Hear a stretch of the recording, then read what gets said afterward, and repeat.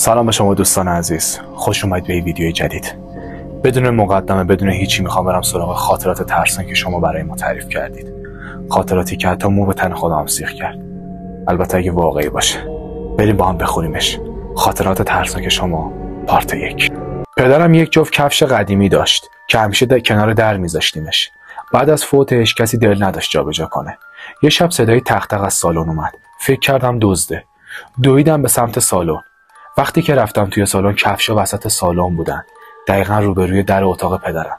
انگار یکی باهاشون راه رفته بود. از اون شب دیگه هیچ کس جرئت نکرد اون کفشا رو لمس کنه. خاطرات خیلی عجیبیه و خیلی ترسناک. خب معمولا روح امکان داره این کار رو انجام بده یا موجودات دیگه. یه شب گربه‌ام پرید روی تخت و مستقیم به سقف خیره شد. موهاش سیخ شده بود و خرخر نمی‌کرد. هر کاری کردم آروم نشد، فقط با دندوناش صدا در می آورد. وقتی به در حموم نگاه کردم دیدم یکی اونجا وایساده. بعد یهو برقا قطع شد. وقتی که اومد دیگه کسی اونجا نبود. بعد از اون شب گربه‌ام دیگه توی اون اتاق نمیتونست بخوابه. خب 100% یه چیز بوده، به خاطر اینکه حیوانات خیلی چیزهای عجیب غریبو میفهمن و میتونن باش ارتباط برقرار کنن. و 100% اونجا یه چیزی بوده. اگر خودت این خاطره رو داری میبینی، این فیلمو داری میبینی، خودت فرار کن. چون دیگه جای امنی تو خونه برای تو نیست. چند هفته بود که از دیوار اتاقم صدای ضربه می اومد. اول فکر کردم لوله یا موشه. یه شب ساعت 2 نصف شب دقیقاً 3 تا ضربه محکم شنیدم. همون فاصله با همون ریتم. منم شوخی طور 3 بار به در دیوار کوبیدم. چند ثانیه بعد یکی از اون طرف 3 بار محکم‌تر کوبید. اون شب تا صبح جرئت نکردم از تختم تکون بخورم. خیلی عجیبه. خیلی عجیبه. من اینم بهتون بگم، با هیچ موجود غیر ارگانیک اصلا شوخی نکنید، چون اصلا شوخی بردار نیست. خوراکشون ترسیدن شماست و میتونه درجا نابودتون کنه. این از من به شما نصیحت. یه شب صدای خود مامانم رو شنیدم که از آشپزخونه صدام زد. رفتم پایین ولی کسی تو آشپزخونه نبود. زمانی که برگشتم بالا دیدم مامانم خوابیده. فرداش که از خودش پرسیدم اونم صدای منو شنیده بود که از آشپزخونه صداش میکرد. خب درسته، تمام این اتفاقا میفته و هر کسی که میگه خیالاته، اصلا یه سری خب اعتقاد دارن، یه سری اعتقاد ندارن، ولی تمام این اتفاقات واقعیه و افتاده. چیزی نیست که بخوای ازش پنهون کنی یا فکر کنن کسی داره چرت و پرت میگه. تمام این اتفاقا کاملا واقعیه. بعد از خاکسپاری مادر بزرگم شبها توی خونه بوی عطری میومد که اون همیشه میزد. یه شب بوش خیلی شدید شد، درست کنار تختم. وقتی که چشمامو باز کردم فقط یه لحظه سایه دیدم که داره از اتاقم میره بیرون و موهاش سفیده. از اون موقع دیگه شیشه عطر توی خونه خودمون نگه نداشتیم. یعنی حضور روح توی اون خونه هنوز هست. و بچه من واقعا این موضوع رو یعنی خودم پیش افتاده که پیش اومده که یه روح کسی که تازه فوت کرده رو من دیدم و واقعا دیدم.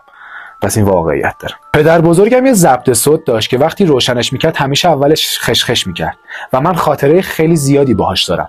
وقتی که پدر بزرگم فوت کرد از روز 40 خاکسپاری به بعد 3-4 روز شبانه خودش روشن میشد و صدا میداد. بعدش که گذاشتیمش توی انباری که چیزی نشه و اذیتمون نکنه، ولی بعد از چند روز دیدیم از انباری صدا میاد. رفتی دیدیم روشن شده و بعدش فروختیمش به یک سمساری. خیلی عجیبه و شما الان سمساریه رو بدبخت کردین 100% و اون الان یه اتفاقات خیلی عجیبی داره براش میفته. ما یه دوربین برای حیاط نصب کردیم. یه شب از سر کنجکاوی رفتم فیلمو چک کردم. دقیقاً ساعت 2:44 یه نفر دیده میشد که وسط حیاط وایساده با لباس سفید. چند ثانیه همونطور نگاه میکرد، بعد ناپدید شد. وقتی جلو زدم یهو تصویر برگشت. همون لحظه فقط این بار نزدیکتر از همیشه. دقیقاً جلوی دوربین. وقتی رفتیم بقیه رو صدا بزنیم بیان فیلمو ببینن، هرچی عقب جلو کردیم دیگه همچین چیزی ندیدیم. ببین خیلی دارکه، حتی گفتنش هم دارکه یه همچین چیزی، ولی نمیتونم همچین چیزی بگم. تو روستامون یه چاه قدیمی هست که همیشه روش سنگ گذاشتن. یه شب با محمد دوستم کنجکاویمون گل کرد و سنگ رو برداشتیم تا داخلش رو ببینه. گفت صدای زن از داخل چاه اومد که گفت سنگو بذار سر جاش. همون شب تب کرد و تا 1 ماه تحت درمان بود. تو روستاهای قدیمی 100% هست، یعنی اصلا چیزی نیست. تو روستاهای شمال من خیلی دیدم، تو خیلی اصلا این ارتباط هست، یعنی نمیشه ازش دریغ کرد. چیزی هم که میبینید از چیزهای گذشته از قدیمیه و یه انرژی بهتون میده، سمتش نرید، چون 100% یه همچین چیزی وجود داره. من یه چیزی هم بگم، سمت تبریز که خیلی هر روستاهای تبریز، سمت تبریز اردبیل تبریز خیلیه، مخصوصا که اکثر دونویسا این کسی که سر کتاب باز میکنن اکثرا ترکن. مثلا کسایی که مثلا توی محل زندگیشون روستاهای دورافتاده مثلا اردبیل و تبریز و آذربایجان. پس یه ویدیو هم بریم اونجا بزنیم. من و پسرعموم تو بیابون دنبال سگ گم شدهمون بودیم. از دور یه زن دیدیم که با چادر سفید داشت بین بوته ها راه میرفت. رفتیم صداش بزنیم، ولی وقتی نزدیک شدیم دیدیم پاهاش برعکسه. سریع شوک شدم و فرار کردیم. همینجور که فرار میکردیم صداش میومد و بهمون میگفت اون افتاده تو چاه. میگم تو بیابون و روستا و اینجور چیزا خب خیلی زیاده و من خودم این چیزایی که دارم میگم باورشو میکنم به خاطر اینکه برای خودم اتفاق افتاده. برای خودم خیلی از این اتفاق افتاده که صدایی بشنوم یا کسی رو ببینم بعد این اتفاق برام افتاده و میدونم این چیزی جز واقعیت نیست. یعنی بخواد چیز الکی باشه که فقط واسه من بفرسته، نه این نیست، این چیز واقعیه. خونمون یه حموم بیرونی داشت. نیمه شب از اونجا صدای خنده اومد، صدای دختر بچه‌ای که قهقهه میزد. رفتیم نگاه کنیم، در بسته و نور کمرنگی از زیرش بیرون میزد. وقتی درو باز کردم لامپ خاموش بود و وقتی کف زمین رو نگاه کردم مو ریخته بود. ای وای.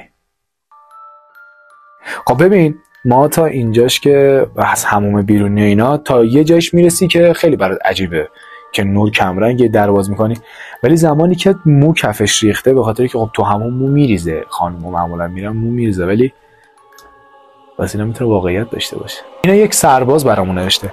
تو خوابگاه سربازی بودم، نصف شب صدای قدم از روی سقف میومد، آروم و منظم مثل کسی که داره قدم میزنه. با رفیقم رفتم بالا ببینم ولی هیچ کس نبود. صبح که هوا روشن شد رد پای خاکی دیدم و این خیلی عجیب بود که رد پا از وسط سقف نصف میشد، یعنی تا یه تیکه میرفت، منظورش اینه که دیگه نمیرفت، یعنی همونجا غیب شده بود.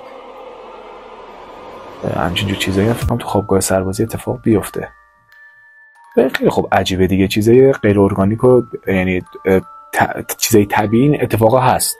یعنی اگر بچه بودیم مثلا به خاطر که نترسی شاید این کارا رو میکنم، ولی اینا واقعیه، تمام اینا واقعیه، چیزی نیست که اصلا بخوای ازش تعریف کنی. خونه یه عموم یه اتاق قدیمی داره که سالهاست قفل شده. همیشه میگن از وقتی پدر بزرگم از دنیا رفته کسی نباید درش رو باز کنه. یه شب برق رفت، صدای تق تق از اون اتاق اومد، انگار کسی داخلش داشت میکوبید. فرداش که درو باز کردن فقط عکس پدر بزرگم روی زمین افتاده بود و شکسته بود. اوه. این دارک، این قشنگ معلومه که واقعیه.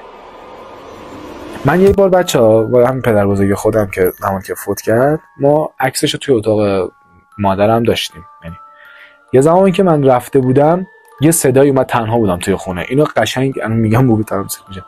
وقتی که داشتم میرفتم دیدم عکس، قاب عکس رو دیوار داره تکون میخوره، یه تکونه کم. اینو واقعا جدی دارم میگم، این اتفاق برام افتاده. قشنگ اینجوری قاب عکس تو دیوار تکون میخوره و این هم واقعی. دیوار اتاقم تازه رنگ شده بود. یه روز صبح بیدار شدم دیدم روی دیوار رد انگشت دیده میشه، انگار یکی با دست کشیده. پاکش کردم ولی شب دوباره ظاهر شد. این سری سیاه‌تر بود. به مامانم گفتم، اون فکر کرد کار منه. روزی که من نبودم مامانم زنگ زد، گفت دوباره اتاق جای دست مونده. عموی مامانم اومد، رفت توی اتاق، چند دقیقه‌ای بود. وقتی اومد از فرداش دیگه ردی ندیدم. نمیدونم دقیقاً چه کار کرد ولی برام عجیب بود. 100% یا یه ارتباطی باشون برقرار کرده یا یه دعایی چیزی اونجا خونده که از بین بره. تو خونه ما یه پله چوبی هست که وقتی یکی ازش بالا میره صدا میده. یه شب از طبقه بالا صدای پله اومد، قدم به قدم تا آخرین پله. صدا زدم کسی اونجا، صدا قطع شد. وقتی رفتم ببینم دیدم روی پله کش موهام افتاده. ای وای. اونجا این واقعا خیلی دارکه که بری ببینی یه چیزی از وسایل خودت اونجاست و واقعا دارکه. بچه‌ها اتفاقاتی که براتون واقعا میفته خیلی عجیب غریبه. بعد یه چیزی هم بهتون بگم، زمانی که شما به چیزی فکر نمی‌کنید خیلی کمتر این اتفاق میفته، ولی زمانی که تو بحر موضوع میری، چه میدونم با دوستاتون فیلم ترسناک میبینید، خیلی کارهای دیگه مربوط به این ماجراهای ماورا طبیعی و اینجور چیزا باشه، بیشتر براتون اتفاق میفته.